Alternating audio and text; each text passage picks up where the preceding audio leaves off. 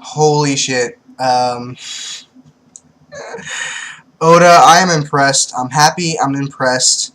You have filled me up very much like Caribou is being filled up like a fat fuck in this cover story. But yeah, I'm satisfied. Genuinely, this chapter stomps Naruto and Bleach. It really did. And I was going into these chapters going, oh my god, I'm disappointed because Naruto's not that great this week. Bleach was good, but it was too short. I hope One Piece will be better. I had to wait like an hour after Naruto and Bleach had gotten released, and then finally One Piece comes out, and it's like, oh my, holy shit. Good chapter. This arc is just getting incredible. It really is. One Piece is just in full force right now. The Pirate Alliance saga is just fucking exploding with Dressrosa arc. This arc already blows Punk Hazard and the entire Fisherman Island saga out of the fucking water. By far, my opinion, of course. So, we don't really get any information as far as the tournament, but we do get to see in front of the tournament Zoro and Kinemon standing in front, and they got their arms crossed like badass swordsmen. And Zoro's a tall motherfucker, but Kinemon pretty much dwarfs him. And I knew he was tall, but I didn't really notice how tall he was until just now. I mean, this is crazy. I'm a tall guy, and Zoro's taller than me, and Kinemon's like a foot and a half taller than Zoro. It's just like, what the hell? So Kinemon says basically, we almost got caught, so we should probably refrain from doing anything that's going to attract attention, anything strange. So Zoro says, well, why don't we just cut up that wall then? And Kinemon responds, but that is strange. Are you kidding me? And Zoro's like, well, just cut it gently then. That defeats the purpose of cutting down something, Zoro, but I'm sure you're just fucking around. And Bartolomeo, I should have known, but I didn't call it. I didn't call it because I'm a Zoro fanboy. I'm not saying I'm the reviewer Zoro fanboy, but I'm more of a Zoro fanboy than a Luffy fanboy. So I should have been like, Bartolomeo, I hope you have the same admiration you do for Luffy as you do for Zoro. And oh my god, it almost seems to triumph over Luffy. Just not based on his words, but by his fucking face and tears and snot rolling down. It's just, oh my god. Pirate Hunter Zoro Senpai, the legendary 100-man killer from Whiskey Peak, butchered the entire island at Enies lobby. He beat Kaku, but he didn't butcher anything. I mean, the building they were in was cut in half by Kaku, not him. And Luffy was the one who fought fucking Lucci in the end, so I wouldn't say he butchered the entire island, but yeah, he did wreck some shit. Anyway, so yeah, he's fanboying over Zoro now. He's probably gonna fanboy over Sanji, because of this chapter, he probably should have. So, hell, maybe he fanboys over fucking Usopp and Chopper and Nami. Who fucking knows? He probably... he's probably been stalking them the whole time. That would just be fucking hilarious. I know that's not the case, but anyway. So, we get some interesting information about the servants under Doflamingo, and we see Baby 5 along with this new person who introduces himself as, if I recall... let me see for a second. Gradius, okay. And oh my god, I laughed so hard when I saw this guy. Oda with his unique characters and their unique little quirks. He is, like, he's got the top hat and it's basically swelling into a balloon and eventually pops, and he's got Super Saiyan 2.5 looking hair, borderline Super Saiyan 3, and he's got gears on his arms, and he's pissed at Violet's betrayal of sorts. So... yeah, and this further improves my theory of sorts, my hypothesis that Violet will be the next Straw Hat.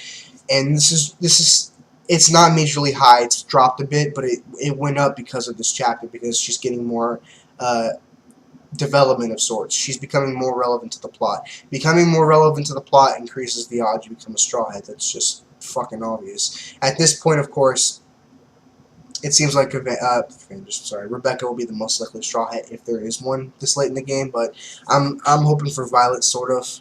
It's kind of a win-lose or a lose-lose, because, I mean, Violet looks too much like Robin and Rebecca looks too much like Nami, apparently, so we'll see how that works out. Anyway, so, yeah, Sanji and Violet go, and oh my god, her ability is so hacks. This is another reason why I don't think she'll be a Straw Hat. Um, I do have reasons why I believe she will be, but I have reasons why I believe she wouldn't fit in the group, specifically because of the fact that anything as far as like imagine if she was in Water 7. She would not be fooled by any of that framing shit that went on with CP9. She would be, because she could basically peer into somebody.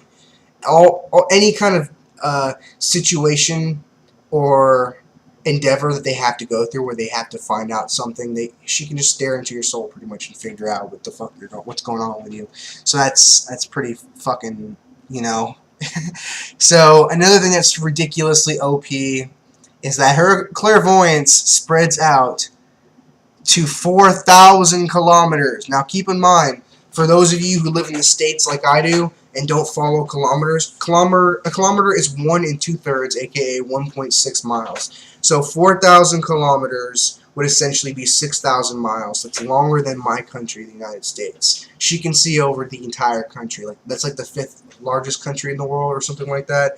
I'm not sure, but she can pretty much see over the span of pretty much any country in our world. So she can pretty much, she's the eyes of the country, and she can see it in a bird's eye sort of view. That's fucking OP. She's fucking Google Earth, basically. So, basically, we see an image of her noticing a lightning strike on the Thousand Sunny, and maybe the translation was just off, but she said, your ship was hit by thunder, and I facepalmed because your ship can't be hit by thunder. It's fucking sound. Your ship was hit by lightning. And as soon as I said that, I was like, it's Nami, isn't it? And then I see Nami's sexy ass with her thunder tempo, and I'm like, yeah, it was Nami. It was Nami. And oh my god, this scene is so hilarious. Nami's like, throwing her into the sea would be a bit harsh, and Chopper's like, she is a devil fruit user, she would drown, and Brooke is just like, I don't want to see her panties either. And oh my god, Brooke damn near stole the show in this chapter too. It was just too fucking funny. So more importantly, we get some more information on the Law Doflamingo Fujitora fight. And for those of you who were like, oh man, this fight, they skipped it, I wanted to see it. Well, hey, at least we actually get to see more information about it. So, I mean, I was bummed out, but I understood. But regardless of whether or not I understood or was bummed out, I still got redemption of sorts with this chapter. We actually got to see more, to an extent, fighting. And we get more development on Fujitora's powers. Oh my god. So they're talking, right? Doflamingo and Doflamingo and, Law, and Fujitora notices something because he says to himself, towards the sea I thought I heard thunder, and of course he's a blind man, so he can hear extraordinarily well, so he probably heard the thunder from Nami's attack. And of course, Law thinks to himself that it was probably Nami and that the ship, the Sunny, mustn't be nearby. And Caesar Clown is just like, Joker, since you have me back, give me back my heart. And then Doflamingo looks at it like, and I'm like, he's gonna crush it, isn't he? Or cut it up. And he doesn't, but Law basically says, I don't remember telling you that that was ever Caesar's. And Caesar was like, the hell, man? You told me you had my heart. I was following you, an obedient hostage, because I thought that I was going to get fucked otherwise. And then Doflamingo's just like, oh, shut up, Caesar, squeezes the heart, and then Caesar gets all tight-lipped, like, I'm saying anything. And then later, you see a couple of Marines in the background, and one of them is flipping out, and they're like, hey, what the fuck's going on? So apparently that heart belonged to another Marine. I'm not surprised about that, but that was pretty fucking interesting. So, Fujitora's like, what the fuck's going on? Because he can't see any of this shit. And then instantly, room! And it's like, shambles! Flips that shit, and he's like, keep using that gravity, Fujitora, I'm the fuck out of here. And he switches his body with a rock, and this I found very fucking interesting. The rock that was switched with Law collapsed a couple seconds later, because of course we have further confirmation that Fujitora basically has Shinra Tensei pain powers where he can manipulate gravity. This also furthers my theory that that floating rock in the sky that took out Al Capone, whatever, that was basically his power of sorts. But that's just a theory of mine.